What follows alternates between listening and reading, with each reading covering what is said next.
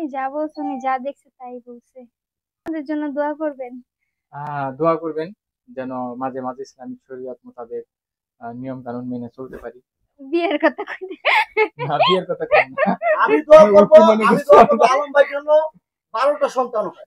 না ইসলামী না, এত বেশি নিম না। কয়টা নিবেন?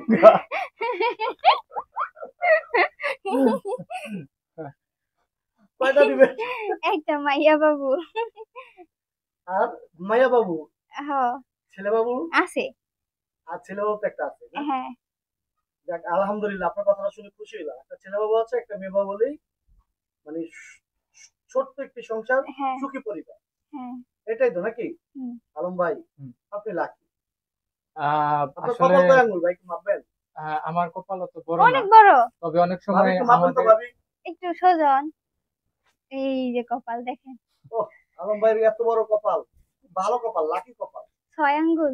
6 আঙ্গুল। হ্যাঁ। তিন ভাবি আঙ্গুল আপনার ছয় মতো, আঙ্গুল বানাবো। আপনার মতো স্ত্রী আলম ভাই পাইছে। ভাবি আলম ভাই লাকি কপাল, 6 আঙ্গুল কপাল পুরা না? হ্যাঁ। আচ্ছা ঠিক আছে, আমি আসলে থ্যাংক ইউ। ও মানে সংসারের প্রতি যথেষ্ট পরিমাণে দায়িত্বশীল। এখন মেয়েরা এরকম হয় না, আসলে মুখে মুখেই বলে।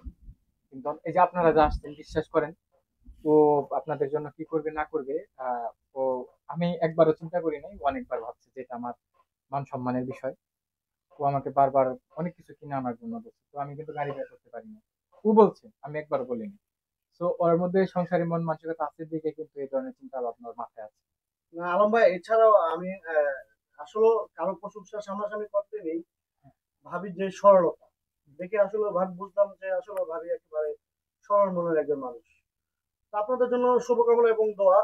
দীর্ঘায়ু করি আপনাদের, আপনাদের এই যে এই জার্নিটা যেন দীর্ঘায়ু হয় সেই দোয়াই করি। আপনি কখনো ভাবিকে কষ্ট দিয়েন না, এই প্রত্যাশা রইলো।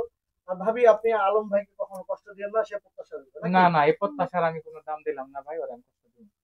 কষ্ট না দিলে সংশোধন হইতে পারবো না, ঠিক হইতে পারবো না, লাইফ সঠিক ভাবে গুছাইতে পারবো না। সবসময় আনন্দে থাকলে তাকে কন্ট্রোল করা যায় না। ও যদি আমাকে সবসময় আনন্দ এটাই ভালোবাসে, এটা নষ্ট হয়ে যাবে তো।